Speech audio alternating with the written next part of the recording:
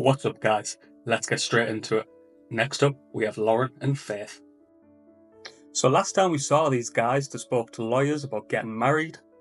They couldn't get married because same-sex marriage is not legal in the Philippines, but they could get married in the Americas. Faith loves that idea since she always wanted to live in America. Loren is pissed. He has nothing left in the Americas. Except his kids. Anyway, so Faith and Loren go back to their hotel and it is awkward. They just kind of sit in silence. Loren does some weird stuff. Festy tries to crush a can on his head. Yep, on his head. Can I ask, is this normal in the Americas? Because it definitely isn't in the UK.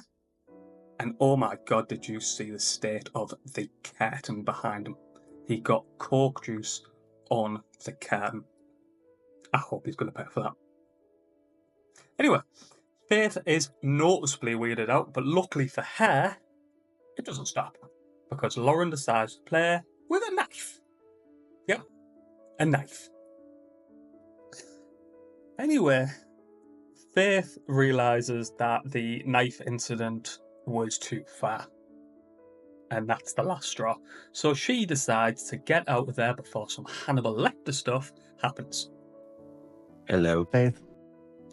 But just before she walks out, she slams the ring on the table and says, "That's it, we're over. Fuck you, Loren." Loren thinks about what he's done.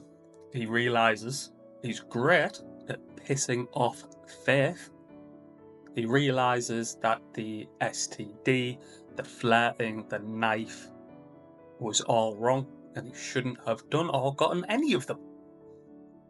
So Loren does what all good men do when they lose the love of their life. He goes to sleep. Look at the state of those feet. That hotel must have a shower. He could at least wash his feet. Do better. Anyway, it's the next morning. It's time for Loren to finally leave, but he doesn't want to leave without saying bye to Faith. So he texts her and he packs his bag. His one bag that he decided to pack because he wanted to live in the Philippines. That's weird. Anyway, he texts Faith, but she doesn't reply. So he goes to her place anyway and just waits outside.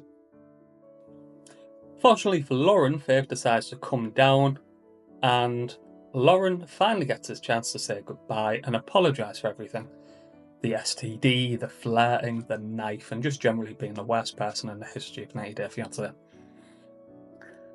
Loren asks Faith not to hate him, to which Faith says, "I don't hate anybody," and Loren says, "Neither do I," with this face. After the goodbye, they just kind of part ways. Loren makes his way up to the airport, and Faith goes back to her room and just cries. So Loren gets to the airport, and he really has the realisation that he's got nothing at all to go back to, except his kids again. While in the airport, Loren manages to get himself lost. First he goes to the exit, then he goes to the toilets, and then finally makes his way to the gates. He's just the worst. And that was the story of Faith and Loren.